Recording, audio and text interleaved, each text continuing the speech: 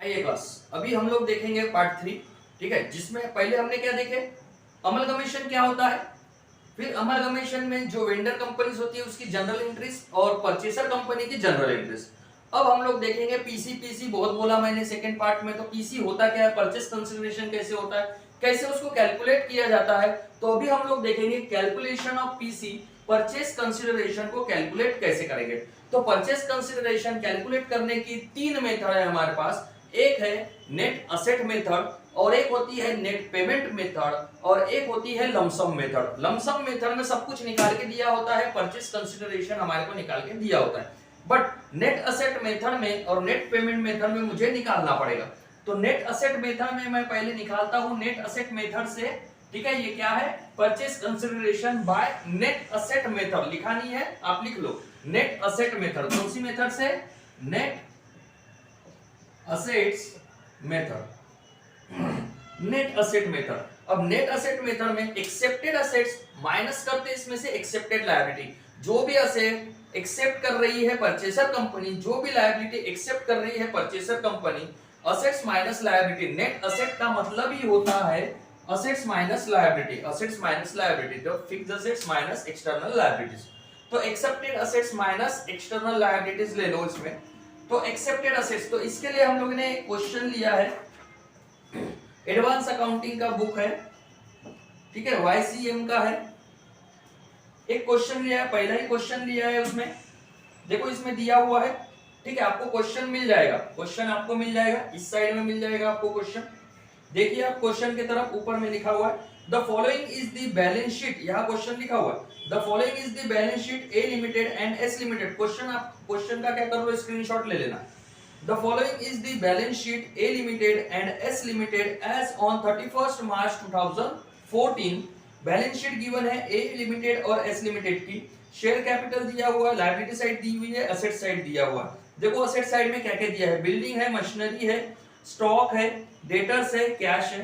Liability side में share capital है, 8% debenture है, general reserve, dividend, equalisation reserve है। देन उसके बाद एम्प्लॉयर्स डिविडेंड फंड है और क्रेडिटर्स है। देन नीचे में क्या दिया हुआ है पैराग्राफ में, the above companies have agreed to amalgamate and a new company V limited. मतलब जो अबव कंपनीज है ए लिमिटेड और एस लिमिटेड एग्री कर रही है और एक नई कंपनी बना रही है V company, V limited. V limited takes over the assets and liabilities of both the companies. तो वी लिमिटेड दोनों कंपनी की, ए और एस दोनों कंपनी के असेट्स और लायबिलिटीज ले रही है ऑन दी फॉलोइंग टर्म्स। तो क्या टर्म्स दिए हुए हैं, building of A limited is accepted. A limited की building of A limited is accepted at a book value. Book value पे लेना है ए लिमिटेड की बिल्डिंग, एंड मशीनरी एट ₹40,000। तो मशीन को 40,000 रुपए में लेना है। The other assets are taken over at 10% depreciation. बाकी जितनी भी असेट्स है उसको 10% डेप्रिसिएशन पर लेना है। क्या बोला, ए लिमिटेड की, ए लिमिटेड के बारे में बोला, एस लिमिटेड के बारे में नहीं बोला। नेक्स्ट पॉइंट में बोला है all assets and liabilities of S limited. सारी असेट्स और लायबिलिटीज एस लिमिटेड की, जिसके बारे में बोला है उसी को, S limited are taken over at book value.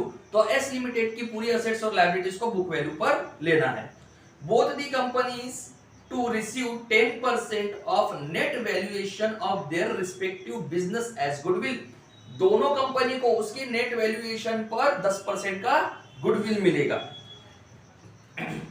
The entire purchase price of both the companies is, तो जो भी दोनों कंपनी का है entire, the entire purchase price of both the companies is paid in equity shares of ₹10 each। तो 10 रुपए के shares देना है। तो जितना भी परचेस किया, परचेस कंसीडरेशन निकलेगा, उसके बिहाफ में मोड ऑफ पेमेंट क्या रहेगा, 10 रुपए वाले इक्विटी शेयर्स, 10 रुपए वाले इक्विटी शेयर्स। तो ये मोड ऑफ पेमेंट रहेगा। तो सबसे पहले हम लोग निकाल लेते हैं एक्सेप्टेड असेट्स। तो असेट्स में मुझे क्या क्या गिवन है, मेरे पास बिल्डिंग है। देखो ए लिमिटेड के लिए बोला बिल्डिंग को लेना है, किसमें, एक्सेप्टेड लेना है। देखो building of A limited accepted है, बुक वैल्यू, बिल्डिंग को बुक वैल्यू पर लेना है, मशीन को 40,000 लेना है, बाकी असेट्स को 10% के लेस करके लेना है। 10% क्या करके लेना है, लेस करके लेना है तो ले लेंगे हम लोग। तो यहाँ पर मेरे पास असेट्स है, मेरे पास देखो क्या क्या है। असेट्स में बिल्डिंग है तो ले लेता हूं मैं बिल्डिंग, एक्सेप्टेड असेट्स में बिल्डिंग, बिल्डिंग कितने रुपए की है बिल्डिंग, 80,000 रुपए की बिल्डिंग है तो ले लूंगा मैं बिल्डिंग 80,000। ए लिमिटेड की बात कर रहा हूं तो ए लिमिटेड का पहले ले लेता हूं, 80,000 की बिल्डिंग है। देन उसके बाद में मशीनरी, मशीनरी को क्या बोला उसने 40,000 में ले लो, ए लिमिटेड का मशीनरी ले लो 40,000 रुपए में। नेक्स्ट उसके बाद में क्या बोला उसने, जितनी भी असेट्स है उसकी 10% माइनस करके लो, मतलब डेप्रिसिएशन पर लेना है। तो ए लिमिटेड के पास क्या है, स्टॉक है, डेटर्स है, कैश है। तो स्टॉक 80,000 रुपए का है तो ले लो 10% माइनस करके, स्टॉक माइनस कर दूंगा मैं 10%, कितने का है 80,000, तो 80,000 माइनस 10%, तो 80,000 का 10% कितना होता है 8,000, तो ये कितना हो जाएगा 72,000 पर ले लूंगा। देन उसके बाद में डेटर्स दिया हुआ है, डेटर्स, तो डेटर्स दिया हुआ है 40,000 रुपए का, माइनस करूंगा इसमें से 10%, तो 40,000 का 10% 4,000, 40 में से 4 गया 36 बचा, तो 36,000 रुपए। नेक्स्ट उसके बाद दिया हुआ है कैश, तो बाकी जो असेट्स है उसको तो माइनस करना है 10% पर। क्या कैश माइनस होगी 10% पर? नहीं, कैश अगर मेरे जेब में 1,000 रुपए है तो वो 1,000 ही रहेगी, कम नहीं होगी, 10% माइनस होकर 900 नहीं बन जाएगी। तो कैश जितनी है उतनी ही, तो कैश 20,000 है, ये 20,000। अदर असेट्स को उसने क्या बोला था 10% माइनस पर लो, लेकिन लेंगे क्या, कैश को लेंगे नहीं, लेंगे कैश को, बुक बहुत भारी है उठाने में तकलीफ होती है।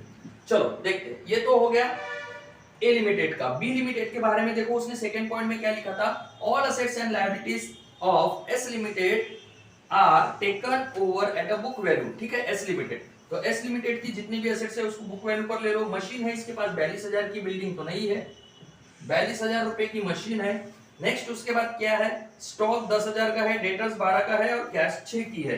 तो स्टॉक 10 का है, डेटर्स 12 का है और कैश 6,000 रुपए की। ठीक है, ये होगी उसकी एक्सेप्टेड असेट, और एसेट्स कॉलम में कुछ भी नहीं है। ये हो गई उसकी, ये टोटल ए बोल देंगे, टोटल ए बोलो, ए दिया है तो टोटल ए बोलो, या फिर टोटल एक्सेप्टेड असेट्स। मैं इसको टोटल ए लेता हूं, टोटल ए।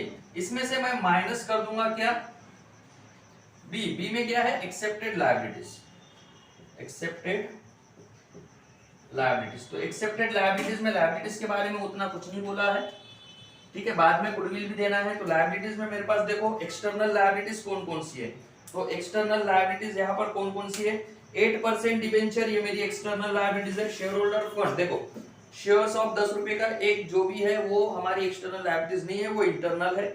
8% डिबेंचर, ये मेरी एक्सटर्नल लायबिलिटीज है। जनरल रिजर्व, ये मेरी इंटरनल लायबिलिटीज है। डिविडेंड इक्विलाइजेशन फंड, ये भी मेरी इंटरनल लायबिलिटीज है। Then employers provident fund, employers provident fund, तो ये प्रोविडेंट फंड का पैसा है, ये एक्सटर्नल लायबिलिटीज होती है, एम्प्लॉय को देना पड़ता है। और क्रेडिटर्स, तो मेरे पास यहाँ पर 3 है एक्सटर्नल लायबिलिटीज, तो तीनों लिख लूंगा मैं। एक तो पहला है कौन सा, 8% डिबेंचर, तो 8% डिबेंचर, तो 8% डिबेंचर किसके पास है, 8% डिबेंचर है सिर्फ ए के पास 20,000 रुपए का। देन उसके बाद employers provident fund, employers provident fund, employers provident fund कितने का है, 4,000 रुपए का, यहां पर ले लूंगा मैं 4,000 रुपए। देन उसके बाद में क्रेडिटर्स दोनों के पास है, क्रेडिटर्स ए के पास है 50,000 रुपए का और एस के पास है 30,000 रुपए का, एस के पास है 30,000 रुपए का। ये मेरे मिल जाएंगे मुझे क्या, टोटल बी, टोटल बी। ठीक है, तो ये ए में से मैं बी डायरेक्ट क्या कर दूंगा, माइनस कर दूंगा। पहले इसका टोटल करते हैं, 80 40 120, 120 प्लस 70, ठीक है, कैलकुलेटर का यूज कर सकते हैं। 80 और ये 20 हो गए 1 लाख, 40 और 70 1,10,000, तो ये 2,10,000, 2,10,000, 2,40,000, 2,48,000, ये हो जाएंगे 2,48,000 रुपए। ये 40 और 10, 10 और ये 6, ठीक है, ये 4 हो जाएंगे, ये 10 हो जाएंगे, तो 40 50 60 70, ये हो जाएंगे 70,000 रुपए, ये हो जाएंगे 70,000। ठीक है, टोटल चेक कर लेता हूं, 2,48,000 बराबर है। देन उसके बाद इसका टोटल तो 30,000 आ जाएगा, इसका टोटल 20, 20 और 50 70, 70 और 4 74। अब क्या कर लूंगा, ए में से बी माइनस कर दूंगा, माइनस बी बोला है तो माइनस कर दूंगा। 2,48,000 में से 74,000 अगर मैं माइनस करता हूं तो कितना बचेगा, 2,48,000 माइनस 74,000 74,000, तो 1,74,000 बचेगा, 1,74,000 बचेगा। और ये 70 में से 30 जाएंगे तो ये 40,000 रुपए बचेंगे, 40,000 रुपए बचेंगे। एक हमारे को देखो last point, second last point दिया था, point number C, both the companies to receive 10% of net valuation of their respective business as goodwill.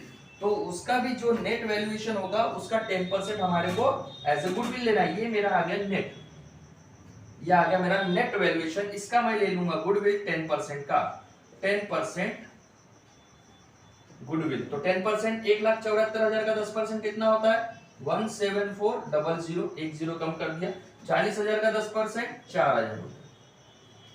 अब इनका टोटल कर लूंगा, ये हो जाएगा 44,000 और इसका टोटल कितना हो जाएगा, ये 0 0 4 7 और 4 11 का 1 1 ऊपर चला गया, 8 और 1 9 और 1 1,91,400। ये है मेरी PC purchase consideration, purchase consideration, ठीक है।